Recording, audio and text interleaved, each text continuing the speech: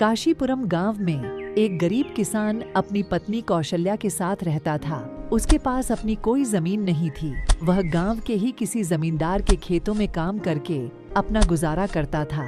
इसी तरह समय बीतता जा रहा था। कुछ दिन के बाद गांव में बारिश नहीं हुई और फसल सूख गए। जमींदार का सारा फसल बर्बाद हो गया। फिर एक दिन जमींदार ने कहा, हरिया, सारा फसल तो बर्बाद हो गया। इस बार बारिश भी नहीं हुई, अनाज भी नहीं हुआ कि मैं तुम्हें कुछ अनाज दे देता। ये लो कुछ पैसे, इन्हीं पैसों से तुम बाजार से अनाज खरीद लेना। और सुनो, कल से काम पर मत आना, क्योंकि बारिश नहीं हो रही है तो खेतों में काम करने से क्या फायदा। किसान उदास होकर अपने घर लौट गया। उसकी उदासी और चिंतित हाल में देखकर उसकी पत्नी बोली, क्या बात है जी, आज आप इतने उदास और चिंतित क्यों हैं? सब ठीक तो है ना? क्या बताऊं कौशल्या, जमींदार ने काम पर आने से मना कर दिया। अब क्या करूं? अगर कोई काम नहीं करूंगा तो घर का खर्चा कैसे चलेगा? भयंकर सूखा में गांव में कोई काम भी नहीं है। तुम शहर चले जाओ, वहाँ पर तो कोई ना कोई काम जरूर मिल जाएगा। हाँ कौशल्या, तुम ठीक कहती हो। मैं कल ही शहर जाने की तैयारियां करता हूँ। ये लो कुछ पैसे, रख लो। इन पैसों से कुछ दिनों तक काम चलाना। शहर में काम मिलते ही मैं और पैसे भेजता रहूंगा। अगले दिन किसान के पत्नी ने 5 रोटियां बनाई और अपने पति को देते हुए बोली, इस पोटली में 5 रोटियां हैं। इनमें से तुम रोज एक रोटी खाना। ये 5 रोटी 5 दिन चलेगी। 2 दिन में तुम शहर पहुंच जाओगे और 3 दिन में तुम्हें कोई ना कोई काम जरूर मिल जाएगा। शहर में तुम खूब मेहनत करके काम करना और अपने परिवार के लिए खूब सारा पैसा कमा कर आना। तब तक तुम घर की चिंता ना करना, मैं घर को संभाल लूंगी। ठीक है कौशल्या, जैसी तुम्हारी मर्जी। अब मैं चलता हूँ, तुम अपना ख्याल रखना। हाँ, और ठीक से रहना। इतना कहकर किसान रोटी लेकर शहर जाने के लिए निकल गया। शहर जाने का रास्ता घने जंगल से होकर गुजरता था। जंगल पार करते करते किसान थक गया और एक मोटा और घने वृक्ष के नीचे जाकर बैठ गया। इस पोटली में 5 रोटियां हैं। एक रोटी आज खाऊंगा, आज रविवार है। दूसरी रोटी को कल खाऊंगा, कल सोमवार है। तीसरी रोटी को मंगलवार को और चौथी रोटी को बुधवार को और 5वीं रोटी को बृहस्पतिवार को खाऊंगा। इस प्रकार सभी रोटियां खत्म हो जाएगी।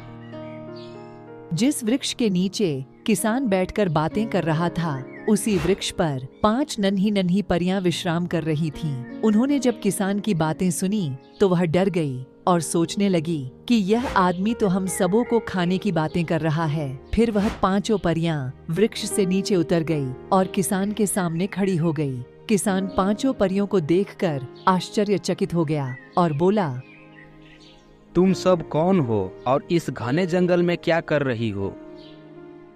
तभी उन 5 परियों में से एक ने बोला, हे मानव, वास्तव में हम सभी परियां हैं। हमने इंद्रलोक में कुछ शैतानी हरकत की थी, जिसके कारण हमारी पंख हमसे छीन लिए गए हैं और हमें 1 महीना पृथ्वी पर समय बिताने की सजा दी गई है। हम लोग इस घने जंगल में ही रहते हैं और इस पेड़ पर विश्राम करते हैं। हे मानव, मेहरबानी करके हमें मत खाओ। अगर तुम्हें कोई परेशानी है तो तुम हमें निश्चित होकर बताओ, हम तुम्हारी परेशानी दूर कर देंगे। यह बात सुनकर किसान हैरान हो गया। फिर थोड़ी देर बाद किसान अपनी गरीबी की हालात बताते हुए कहा, मैं शहर में धन कमाने के उद्देश्य से जा रहा हूँ। चलते चलते जब थक गया तो मैं इस पेड़ के नीचे आकर बैठ गया। किसान की गरीबी की हालात सुनकर उन सब परियों को बहुत दुख हुआ। तभी उन परियों ने किसान को एक पतीली दी और कहा, हे मानव, तुम इस पतीली को ले लो और अपने घर लौट जाओ। जब तुम्हें भूख लगे तो इस पतीली में पानी भरकर जलते हुए चूल्हे पर चढ़ा देना। चढ़ाते हुए जो तुम खाना चाहते हो वही शब्द तुम अपने मुंह से कह देना, तो पतीली में वही भोजन बनकर तैयार हो जाएगा। इस तरह तुम्हारा परिवार कभी भूखा नहीं रहेगा। परियों की आश्चर्यजनक बातें सुनकर किसान को अचंभव हुआ। फिर किसान ने पतीली को अपने हाथों में लिया और परियों को धन्यवाद देते हुए वापस अपने घर की तरफ रास्ते में चल दिया। चलते चलते रास्ते में ही उसे रात हो गई। फिर उसने कहा, अब क्या किया जाए? इतनी रात को पैदल चलना ठीक नहीं है। तभी अचानक उसके सामने एक झोपड़ी दिखाई दिया। किसान रात बिताने के लिए उस झोपड़ी की तरफ कदम बढ़ाया। उस झोपड़ी में एक बुढ़िया रहती थी। माता जी, क्या आप मुझे एक रात बिताने के लिए अपने इस झोपड़ी में जगह दे सकती हैं? हाँ हाँ, क्यों नहीं, आओ अंदर आओ। बेटा, तुम इस वक्त इतनी रात को कहाँ से आ रहे हो? तभी सीधे साधे किसान ने अपनी कहानी बुढ़िया को सुना दी। किसान की कहानी सुनकर जंगल में रहने वाली बुढ़िया के मन में लालच जाग उठा। फिर उसने सोचा, अगर इस किसान की पतीली चुरा ली जाए तो मैं अपनी जिंदगी आराम से गुजार सकती हूँ। थोड़ी देर बाद किसान गहरी नींद में सो गया तो बुढ़िया ने उस पतीली के जैसी एक अन्य पतीली रख दी और फिर वह बुढ़िया भी सो गई। अगले दिन सुबह होते ही किसान उठा और दूसरी पतीली उठाई और बुढ़िया से विदा लेकर अपने घर की ओर चल दिया। वह खुश होता हुआ अपने घर जा रहा था। जब किसान घर पहुंचा तो उसकी पत्नी की हैरानी का ठिकाना नहीं रहा। उसने तो अपने पति को 5 दिनों का खाना बनाकर दिया था और शहर से धन कमाकर आने को कहा था, परंतु वह दूसरे दिन ही वापस लौट आया। फिर उसने अपनी पति से पूछा, मैंने तो तुम्हें 5 रोटियां 5 दिनों के लिए बनाकर दी थी, लेकिन तुम दूसरे दिन ही वापस घर लौट कर आ गए। क्या अब हम इसी तरह भूखे मरते रहें? तुम्हें घर की कोई चिंता है कि नहीं? पत्नी की गुस्से को देखकर किसान ने उन परियों की सारी कहानियां बताई और कहा, कौशल्या, तुम इस पतीली में पानी डालकर चूल्हे पर चढ़ा दो। पति की आज्ञा मानकर किसान की पत्नी ने पतीली में पानी भरकर चूल्हे पर चढ़ा दिया और किसान ने चूल्हे में आग जलाने को कहा। किसान का मन चावल दाल खाने का था। फिर उसने पतीली से कहा, मुझे चावल दाल बनाकर दो।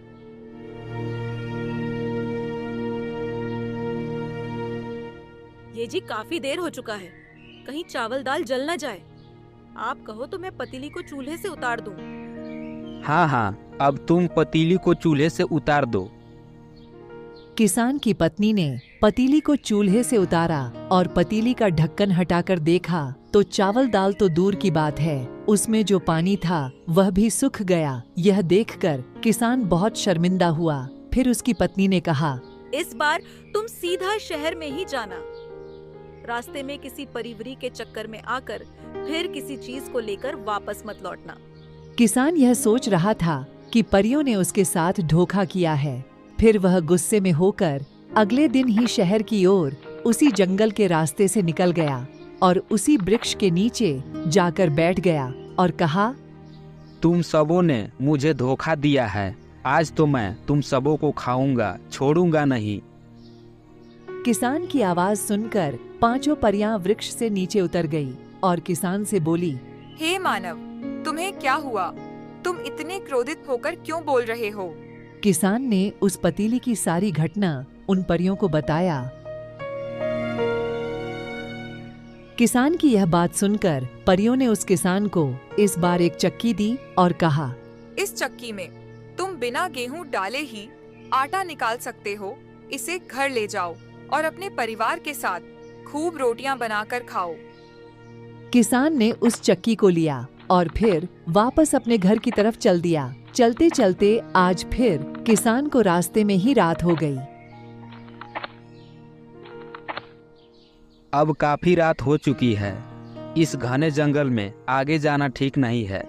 आज की रात फिर इसी झोपड़ी में बिताता हूँ। किसान रात बिताने के उद्देश्य से फिर उसी झोपड़ी में गया जिसमें बुढ़िया रहती थी। इस बार बुढ़िया ने किसान को अच्छे अच्छे पकवान बनाकर खिलाई और फिर उसने किसान से पूछा, बेटा, तुम हर रोज इतनी रात को कहाँ से आते हो? सीधे साधे किसान ने आज फिर उस बुढ़िया को अपनी कहानी सुना दिया। बुढ़िया ने पहले की तरह ही चक्की चुराकर दूसरी चक्की उस जगह पर रख दी और सो गई।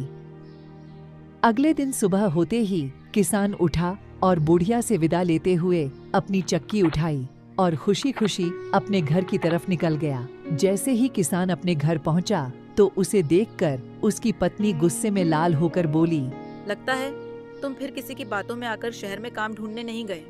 किसान ने अपनी पत्नी के गुस्से को ठंडा करते हुए आज भी उस चक्की के विषय में बताया और चक्की को चलाने लगा।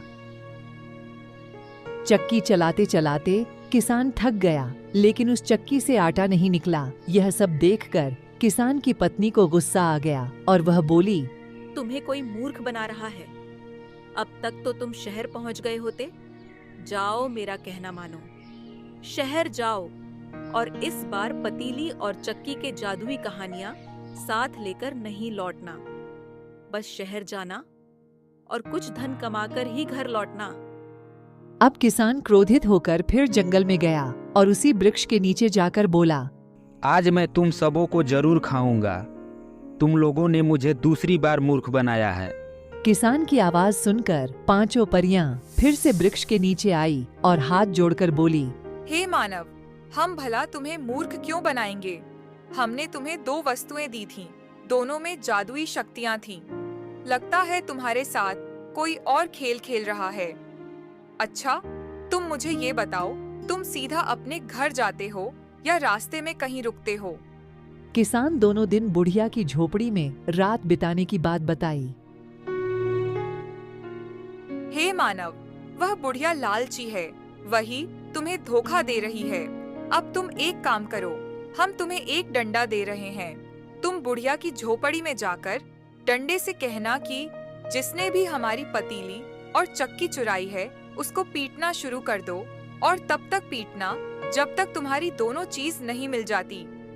ठीक है, मैं इस बार इस डंडे को लेकर जाता हूँ। अगर तुम सबों ने इस बार मुझे धोखा दिया तो छोड़ूंगा नहीं, याद रखना।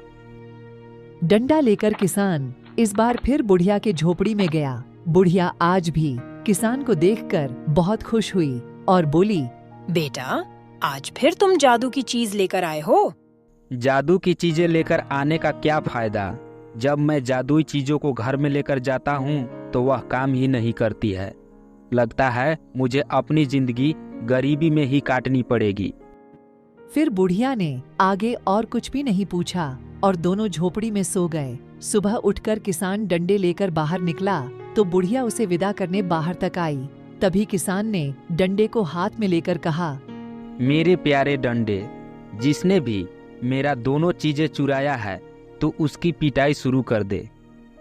फिर क्या था, डंडा अपना काम शुरू कर दिया। बुढ़िया पर दनादन डंडा बरसने लगा। फिर बुढ़िया अपना गुनाह कबूल किया और बोली, बेटा, मुझे छोड़ दो। मैं ही तुम्हारा पतीली और चक्की चुराई थी। तुम अपनी पतीली और चक्की ले जाओ। अब तुम इस डंडे को रोक लो, वरना मेरी जान चली जाएगी। किसान डंडे को रोका और पतीली तथा चक्की को लेकर अपने घर की ओर चल दिया।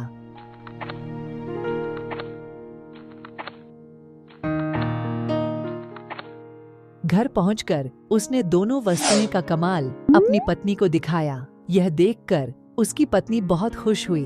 फिर दोनों आराम से अपना जीवन बिताने लगे।